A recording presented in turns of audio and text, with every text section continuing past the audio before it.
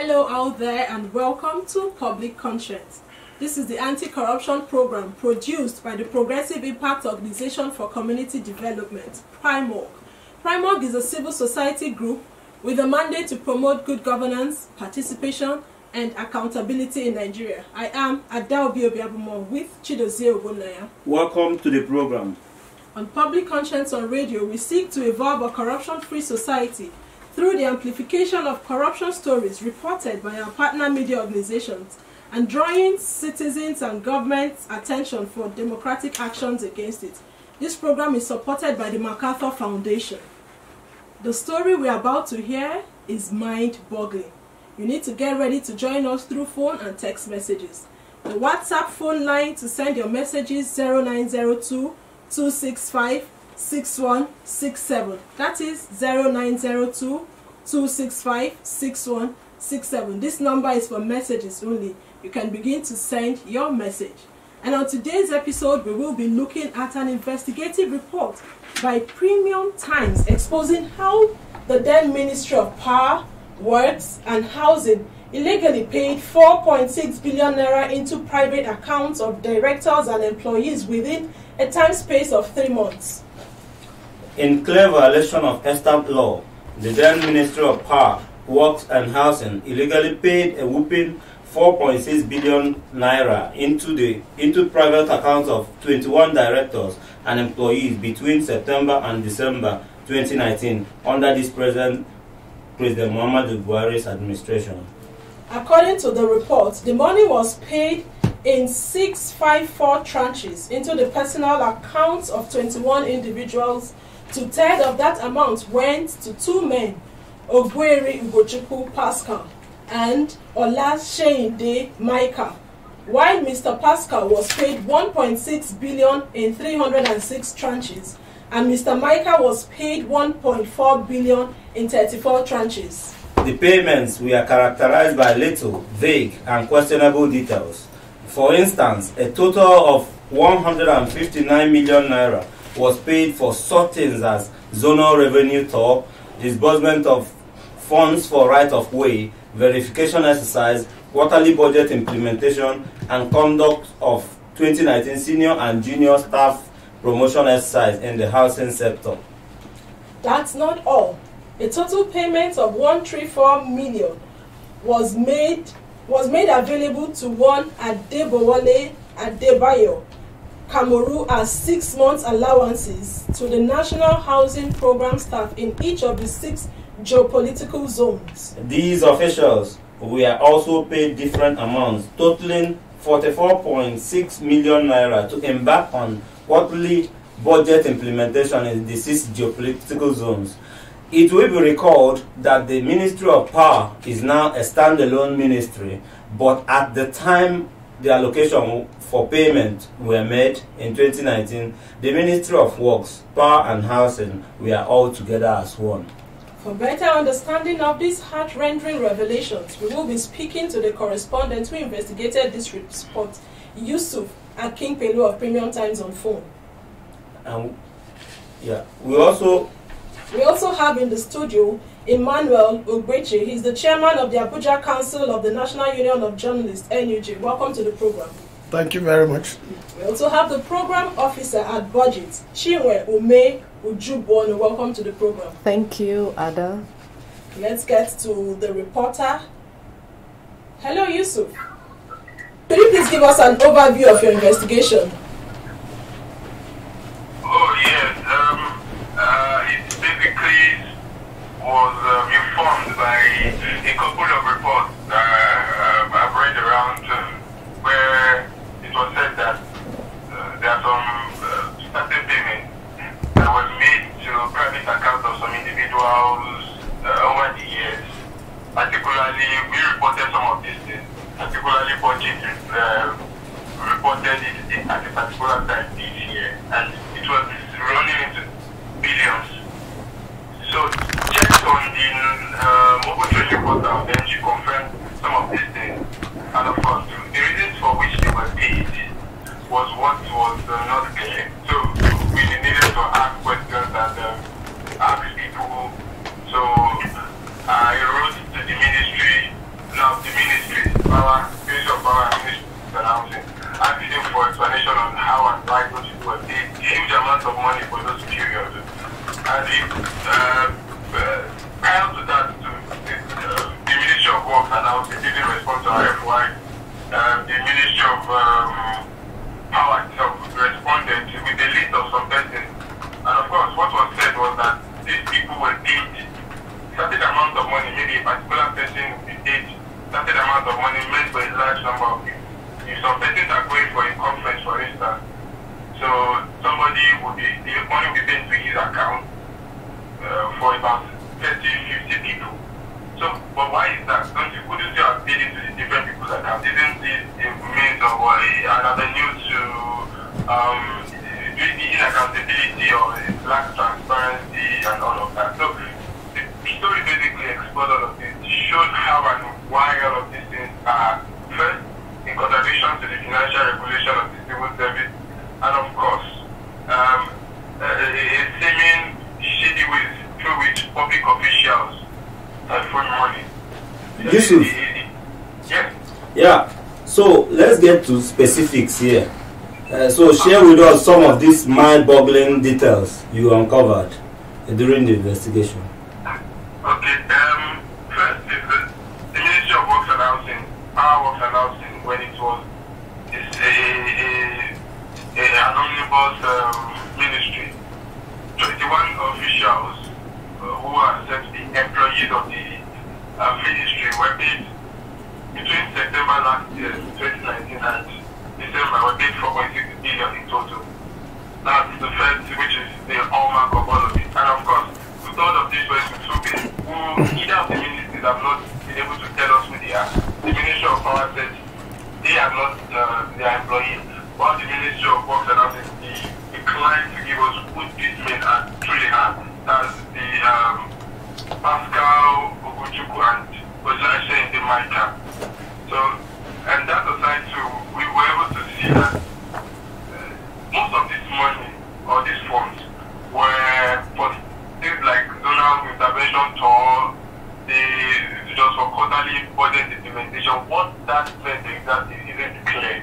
So, like, okay, some are paid for things such as allowances to staff, a couple of things like that. So if you are paying somebody, maybe you are paying somebody, an official for a particular purpose, and it is carrying some seeming vague and unclear description, it is your job as the ministry or as the payer to make it clear when the question is asked. But neither of the ministries have done that. Who was the ministers at the time this investigation was carried out?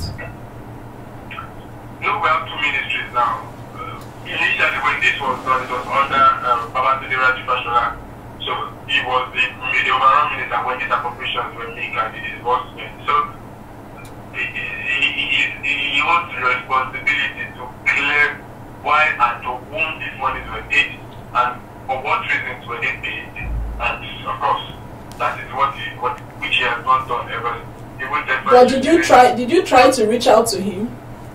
Absolutely. We wrote, I delivered the letter personally myself. In fact, when there was a need for, maybe there was a missing list, which the receiver of the letter declined to receive the letter, I had to go back there, submitted an N4. I asked him for the details of all of this, but he never responded. And of course, I even called the spokesperson that Akid Belong was asking for all of these questions. He declined comment. He said that it is the work of the Ministry of Works and Power to respond to my questions. So, but of course, it's still an ongoing revelation. The ministry acknowledged the receipt of the letter when it was submitted, but never responded. So, apart from this no response, what other thing has happened since the report came out? Like, has there been any action taken against this ministry indicted? Okay, so when that, because the report could not have just gone like that without pushing for some kind of action. So I spoke with the EFCC, the spokesperson for the EFCC, and in the mail we sent, in response to my question, he assured that it wasn't an allegation that the commission would take lightly, and they would look into it and ensure that they get to the root of it. But that is not enough. The pressure will continue to be mounted and questions will continue to be asked. And likewise, the ICDC too said it was finishing up on its investigation on something similar. So, but have they gotten back to you after the initial contact you had with them? No, they haven't. But I'm not letting it go just like that. If they don't, I will ask them questions. All right. Thank you so much, Yusuf Akimpelu of Premium Times. Thank you. The positive from here is that he's not letting it go, that he will keep pushing until we get a response from the ministry with respect to how why these monies were paid to individual accounts. Back to the studio, we still have Emmanuel Obeche and Chinwe Ume Ujubuonu in the studio with us. We'll start with you, Chinwe. What is your reaction to this investigation? Wow, it's first of all, I would like to commend Yusuf for the work done on this. It's really, it's good when we realize that the government also belongs to us and we need to hold them accountable for what they do. We can't just let things happen, we can't just let them do things the way they choose to. There should be a measure of accountability, of transparency in whatever is being done. And 4.6 billion is a lot of money. And also it's part of our findings too. We did our own investigation and we saw a lot. When you say a lot, okay, so for example, we noticed between January and July in 2019, over 2,900 payments made to individual accounts, and which came up to cut across all the MDAs, okay, which came up to about 51 billion paid to individual accounts. And there were some without description, or some with, will I use the word frivolous, or not, something that didn't make sense. For example, we found one that was paid to an individual account and the description put for transfer to NCDC for emergency Lassa fever response. So why pay to an individual for NCDC? Why not give it to NCDC directly? Of course, if you see something for emergency Lassa fever response, it makes sense. So why go through an individual to NCDC? That we found. And then we also found about 5,000 payments were made without descriptions. 5,000 payments cut across all the MDs. And this came up to about 278 billion. Wow. Yeah. Also, we discovered about 275 payments record that didn't have beneficiary name or ministry name, organization name, and they too were among the payments we found that didn't have description. So you see maybe July 4th, 2019, you see one huge amount without ministry name, without organization name. We don't even know what it was sent for. So we uncovered so many things. So, and it's really heartbreaking. It's really hard. For a minute, Adobe was startled. When you look at 278 billion in a country that is ravaged by poverty, do you know what this huge amount can do for the nation? So let's get to know how flabbergasted Ms. Obeche is. Comrade. First of all, let me appreciate what Budget and Premium Times and other media organizations are doing. Thank you. In terms of transparency and accountability in our system. I am no longer too surprised at the level of decay and rot in the system, because we think that building a legacy with corruption is sustainable. but the facts are very clear that they are not sustainable, and in the long run, the damage can be very dear, and everybody pays for it in the long run. Mm. Is it really our reality here that we are building a system? It has become a reality, sadly, because government, not just this government, successive administrations have all paid lip service to the matter of transparency and accountability and tackling corruption. That is why it seems that as the years go by, it becomes more pervasive. People no longer are scared to be involved in corrupt acts to such magnitude that we now find. You understand? It has become so brazen. And my worry is that we have the extant laws to deal with all of these issues. If you look at the financial regulations, revised edition, up to 2009, it is very clear on the procedures and processes in which public officers should adhere to. But we all know, let us not pretend, that these are observed in the breach. Because the consequences are basically not there. Because if you're a minister and a permanent secretary, you believe that you're untouchable. And we have seen it happen severally. That is why you could make an FYI request to a ministry or a minister and it is ignored. Because they believe that there are no consequences, we are in power. And simply because we are in power, nobody can touch us. And you know, in all of this, most times we miss out on the accounting officers who are the permanent secretaries. Because when a political head makes a request that is against the established extant financial regulations, you have a duty to report it or to reject it. That's the permanent secretary. Yes, it is there. If you look at chapter 1 from sections 117, 118, 119, it's very clear. You understand?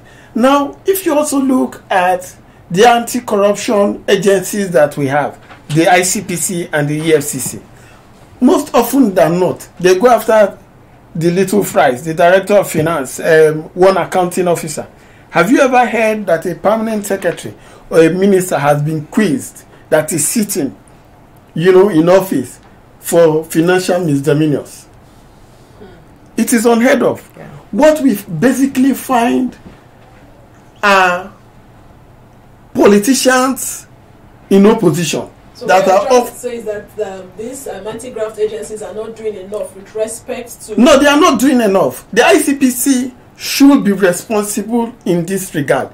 Because if a newspaper makes such a report as we have seen, involving over 4 billion, and it doesn't raise the red flags amongst the respective anti-graft agencies, then something is amiss.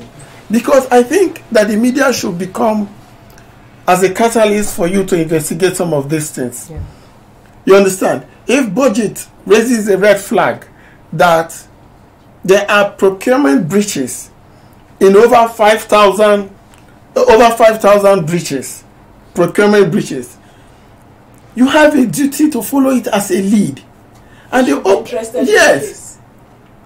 open treasury portal is there for anti-graft agencies to carry out forensics regularly to determine what is happening with public funds. But we don't see it. What is responsible for this inaction? Well, they claim to the fact that they lack the requisite manpower. But if you have agencies that are carrying out these forensics, like budget, I think it is only natural for you to collaborate with them if you lack the requisite manpower. Yeah. You understand? Sometimes it is simply the lack of political will not to follow up. We do not wish to upset the apple cart. Mm-hmm. We have not been mandated by the powers that be. Thank you. You get it? For us to undertake what ordinarily is a constitutional guarantee for you to do this. But should they wait for the powers that be before they carry out? No, that is our reality. More often than not, people wait Even the Inspector General will wait for the President to give instruction to go and secure the Abuja-Kaduna road. It is an anomaly. It shouldn't be. It shouldn't. Yeah. I mean, one would expect that this particular government, being a government that wants to fight corruption, should be very interested in this. What's your take on that? The problem in our country is that we engage in rhetorics more often than not. We play to the gallery. It's political speak, more or less. You understand? For a government that came to power on the basis of its anti-corruption stance, one will imagine that we would have seen a much more robust engagement in terms of the fight against graft and other financial vices. We haven't seen it. If it is there, it is when it is convenient. You understand? Okay, let us take the matter of the suspended or the removed chair of the EFCC. Why is it taking so long for you to just simply, if cases have been established of corruption, just charge this man to court? Remember that we had a Chief Justice of Nigeria. It didn't take a whiff of minutes and hours, of days and weeks and months for him to be dragged to the Conduct Bureau, Tribunal, and and all of the drama that followed. But here we are, we just take this matter. Now, if you listen to the Minister of Power, Fashola, where he briefed, it was even laughable because he couldn't really explain how the 4 billion, he just waved it aside. And it is sad because these are people you ordinarily would take as moral arbiters, people that we consider of high standing because of their intellectual capacity, what they have done in the past. And, I do not think this is important. We have given explanation, even when the explanations is not enough. You understand? When I read the report and I saw a certain individual was paid almost 3 million from out-of-pocket expenses. That means he made a retirement that he spent it. Yeah. And you begin to wonder, a public servant, is so generous to have such an amount to spend, and here you are refunding. We all should be worried about what is happening. We all should be worried. And indeed, we all should be worried. I want to emphasize that. Chinwe, yes, you have been tracking projects. Yeah. And you did mention that in one of those investigations, you found out that 5,000 payments without description, totaling 278 billion, was made into accounts. Yeah. Now, what are the dangers of this ugly trend? Ada, it's, right now we've gotten to the stage where we don't have trust for government anymore. We don't have trust. Deficit. Yes, trust deficit for the government. It's sad because, they say something and then, they do another thing. And it's affecting every area. It's affecting even the little child out there. Yeah. It's affecting a lot of things. You see the high rise in maternal mortality rate, out of school children. I was doing a research and I realized that I saw that UNICEF said that about 10 million children between the ages of 5 to 14 are not in school. Also, I think Premium Times did something like that last year in July or so. They said about 8 million, whether 10 million or 8 million. Or 11 million. Whatever it is, it's not good. We're not in a good place. We're not in a good place at all. Okay, so the rise in unemployment. Why do we have robbers, kidnappers out there? It's because of this. Misuse of public fund.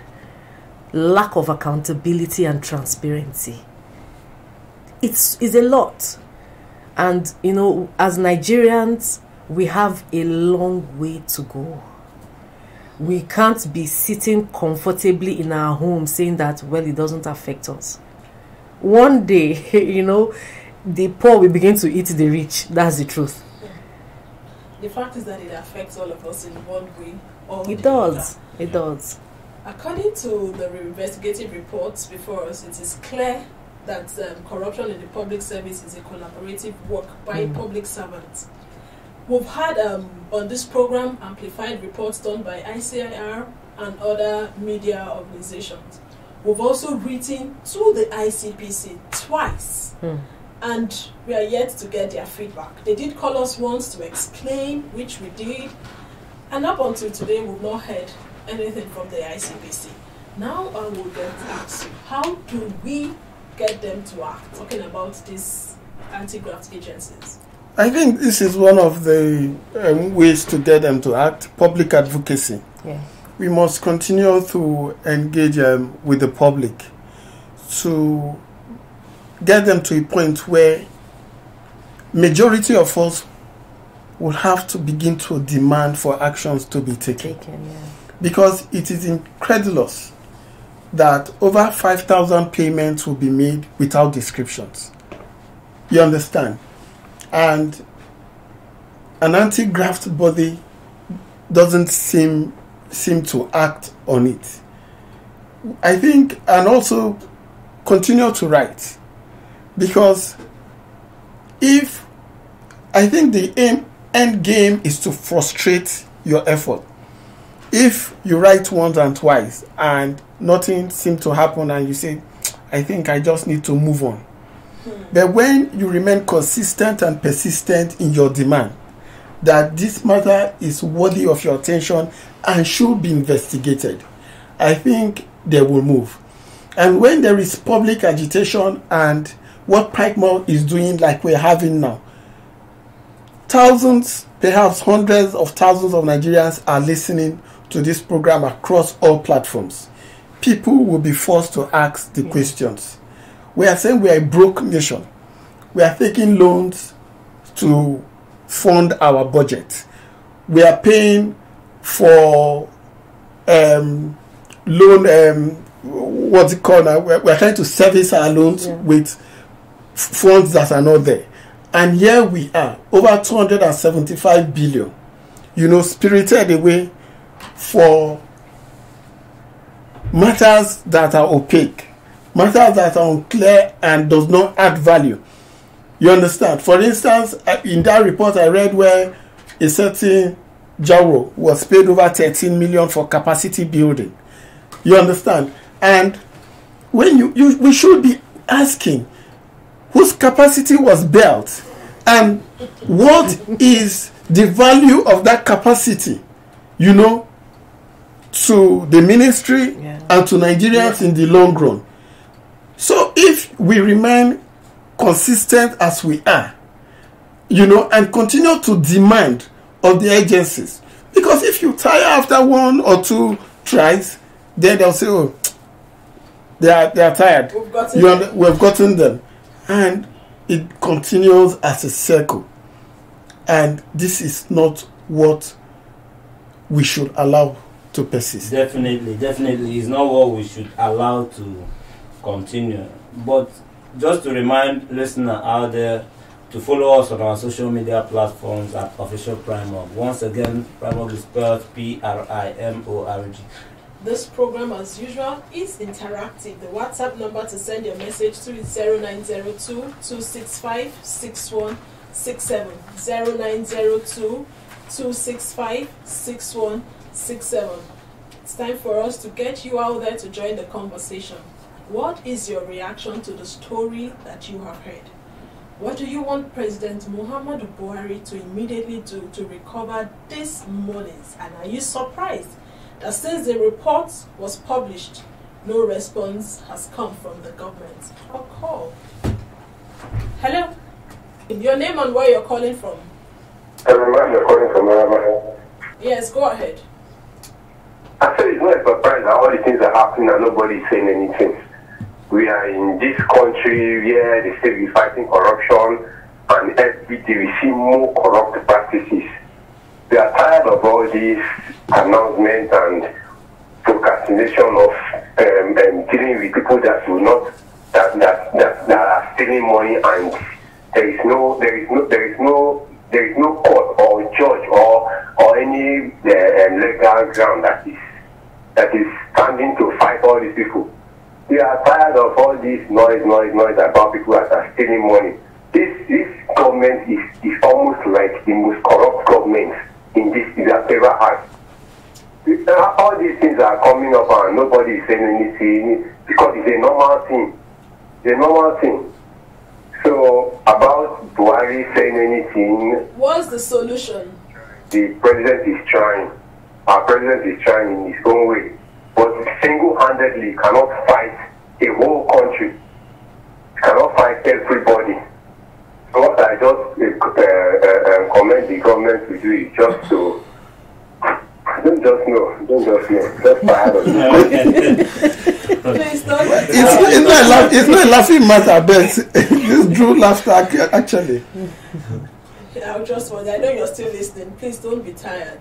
This is the only. I don't know if you have other passports, but for Jim, I don't know if you have passports of other countries. I mean, Nigeria. This is the only country we can confidently call our own, and we want Nigeria to work for us. So we, like Emmanuel said, we shouldn't get tired.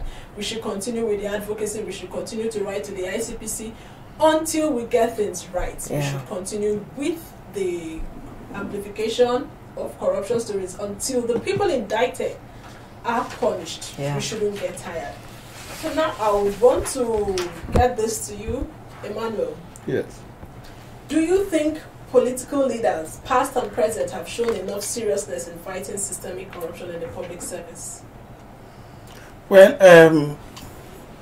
when the ICPC and EFCC acts were signed, one had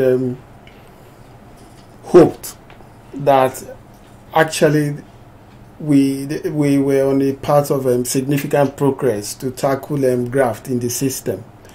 But 20 years of democracy and over 15 years of the EFCC and ICPC, I do not think that there is any commitment, sincere commitment, by all the past leaders in tackling systemic corruption. If there were, we would have seen a situation where corrupt practices would be on the decline. We had IPPIS, we have TSA, but at every instance, it seems as if those in the public service always circumvent the process, the bit what has been established, and it becomes a new normal all over again. And that is what we are finding. You know, when you give waivers and make exclusions to some agencies of government in terms of like TSA, what you're doing is you're enabling those very lucrative, in quote now, agencies to thrive in corrupt practices. And that is exactly what's happening. Because if you look at those agencies that have been excluded from certain systems that have been put in place to check systemic corruption, you find out that they rank amongst the highest in terms of the corrupt index in our country. You understand? And government has not demonstrated the requisite political power to clamp down on those that have been found corrupt. Said power is or will. Well, power, will, whatever, they are all adjectives. And I think that we should begin to confiscate property, not just sending people to jail. Exactly. We should have more investigators that are trained and properly equipped, because there is no reason why you have these two prime anti-corruption agencies. And remember that the police also is involved in some of these checkmating corrupt practices and all of that. So if we have all of this, and yet there seems not to be an abatement to what is happening, then we should rethink the process entirely and work with the private sector. You understand? There are agencies or there are organizations that are committed to the issues of transparency and accountability. You should bring them in as partners if you do not have the requisite manpower in funds tracking. Okay. Yes, because that is basically what you're doing in budget. Yes. You understand? So there are others, you bring them in to strengthen your internal financial regulation processes. And until you do that, we will just be going around in circles. The seriousness is not there. Absolutely not. We have a message from Nana Williams, and he says, I'm very sure that the investigative journalism being carried out, that those private bank accounts who are also government or public officials, we hope their names are known. Those culpable names should be made public, please. Yes. When we started this program, yes, we did. If you go through the reports, the names are there, but I can just quickly mention them. 2/3 of the monies went to two men, Ogweri Ugochukwu Pascal and Olashinde Michael. Michael was paid 1.6 billion in 306 tranches, and Pascal was paid 1.6 billion, while Michael was paid 1.4 billion. Just like what Emmanuel said, that these anti-graft agencies should, on a quarterly basis, go to these portals and look through the spendings of these MDAs. He also said that these anti-graft agencies are reactive, they are not proactive. Let's take this other call. Okay. Hello? My name is Mr. Brian. I'm calling from Blackcamp. Go ahead, Brian. Okay, thank you so much. My own contribution is that with what we are seeing in this country, it's like the president himself is afraid of these people. Because if not, as a president, people keep crying. He's seeing all these things happen. Now, at the end of the day, like the Mr. Chukwu, all those people who just call their name, they will take them to prison and will ask them to pay some fine and they will be released. And the next person will do the same thing. And there's no action being taken. We have good people in this country that can take us forward, like in the police, even in the EFCC. But those people that have the integrity of this country, they will not be allowed to take the helm of this country, and that is the issue. And even all the past presidents, they will not allow these people to be in the forefront to run this country, and it's so unfortunate. And people like us, we will not run away from this country. Nigeria belongs to all of us, and by God's grace, we will overcome them all. Thank you so much. Thank you so much. By God's grace, we will overcome. That's positive. Hello? Yes, your name and where you're calling from? Yeah, I'm Olu. I'm calling from N4.6. Let's hear you, Olu. Yeah, you see,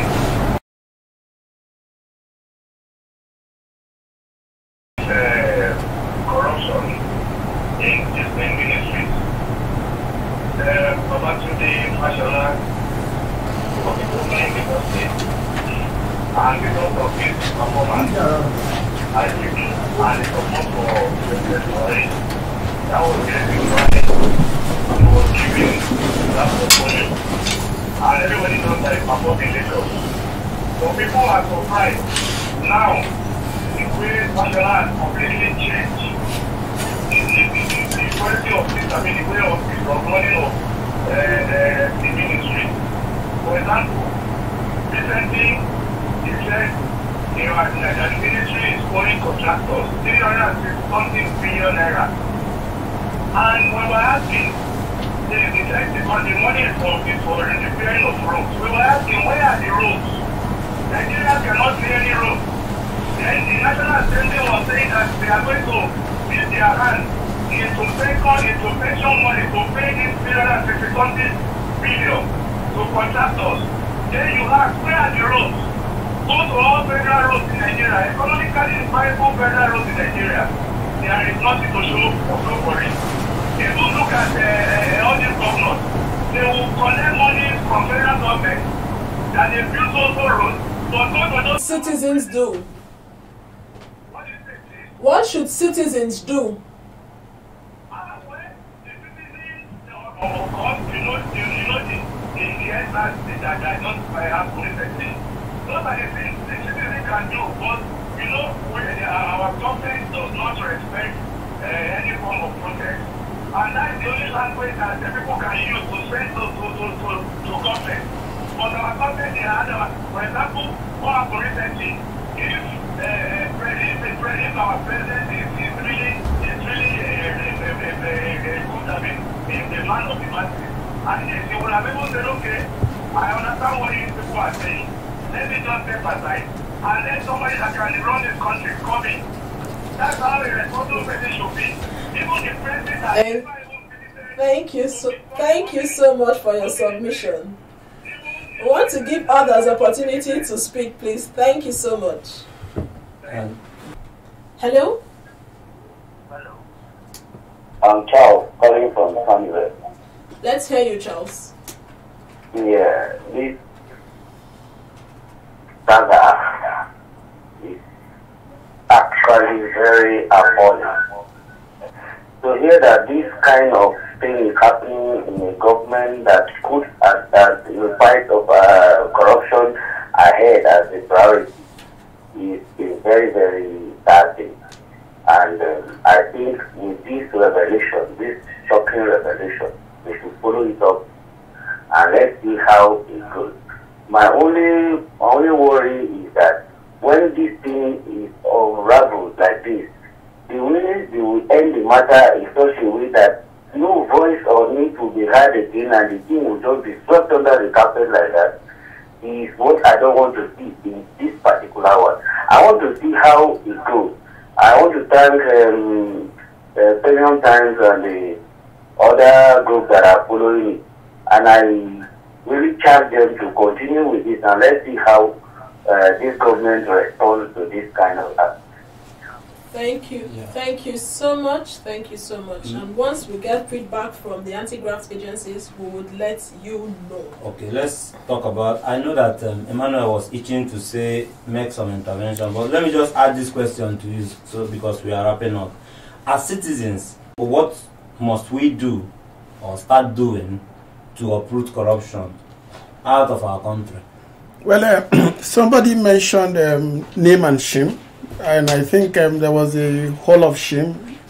I think SERAP or one agency used to have a hall of shame every month. But I think it's every month is too far. More agencies or organizations are involved in anti-corruption and transparency and accountability issues. Is also working on Hall of Shame and Hall of Fame. Okay, that'll be fine.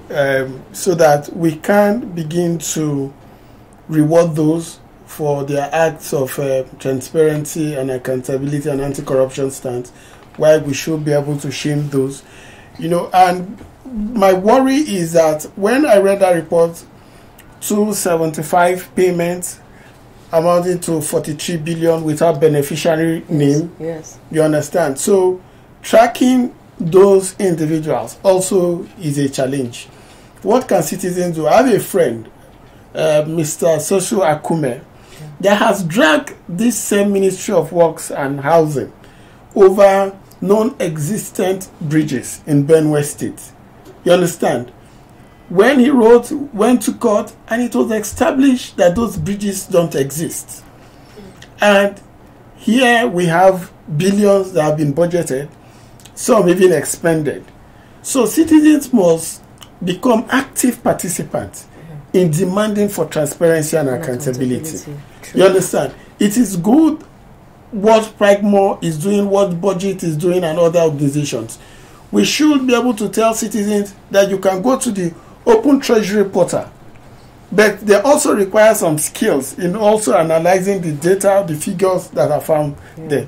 That is an added responsibility, that there should be citizen-centered trainings, even in schools, tertiary institutions, secondary schools, because we must get everybody involved if we must save this country from going under because of graft. Active citizens participation. Okay. I also like to add that based on the analysis we did in June, we wrote letters to the Office of the Accountant General of the Federation and the Ministry of Finance.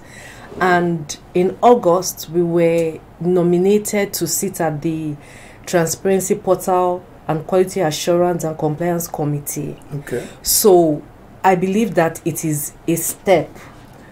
Okay, and the idea is for us to sit, and they also did their own analysis. Sorry, I forgot to say that EFCC, ICPC are also part of the committee. They did the analysis and they agreed with what we did. They even mentioned it there that they noticed the issues we raised, and so there have been a bit of progress. As at March in 2020, there were close to 500 transactions without description, but as at October, they said they noticed it, they do yes, anything. as at October, it has come down to 44 transactions. Okay. Yes, so there is progress, and we are giving them the benefit of that this would not be like the others that have been set up and nothing came out of it. So we are keeping our fingers crossed. How at the same time, well, twice a month. At the same time, like Emmanuel said, we should keep on speaking. We can't be quiet about it until we see the real change that everybody can notice. Thank you so much. We should keep on speaking until we see the change we want. Active citizens' participation, according to Emmanuel Ogunche. Thank you so much for that. Visit the news page of our website, news.primark.org. That is news.primark.org. For all the details of our report and interviews, visit our website, primark.org, to get all the information about Primark. And you can also watch our videos on Primark TV, our YouTube channel. Please subscribe to get reminders whenever we have a new post. We appreciate our guest, Yusuf Akinpelu, reporter at Premium Times, program officer at Budget, Chinwe Ume. Thank you. Thank you so much. And Emmanuel Ogbeche, the chairman of the Abuja Council of the NUJ. Thank you so much for being a part of today's episode. My pleasure being here. Public Conscience is supported by the John T. and Catherine D. MacArthur Foundation, committed to building a more just, verdant, and peaceful world. Get more information about the foundation at its website, macfound.org. Join us again here next week for another interesting episode of Public Conscience. And remember to follow us on our Twitter, Facebook, and Instagram at Official Primark. I am Chidozie Obunnaya. Official Primark is our social media handle. Please endeavor to follow us. I am Adaobi Obiabumo. Stay safe.